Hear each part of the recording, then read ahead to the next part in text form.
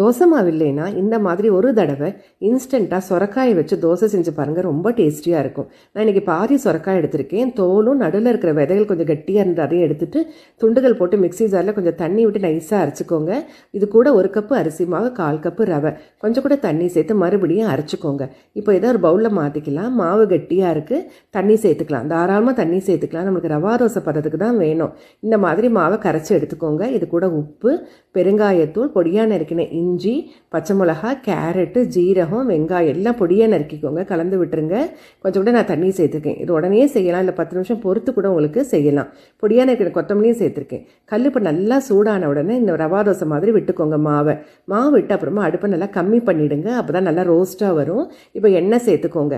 இப்போ மேலே கொஞ்சம் ட்ரை ஆன உடனே தோசை கரண்டி அது மாதிரி தேய்ச்சி விட்டுட்டு மூடி போட்டு வச்சிடலாம். நான் திருப்பி போட போகிறதில்ல. இப்போ நல்லா கிறிஸ்பியாக மொறுமொறுப்பானோன்னு எடுத்துடலாம். சட்னியோட சர்வ் பண்ணுங்கள், ரொம்ப நல்லாயிருக்கும்.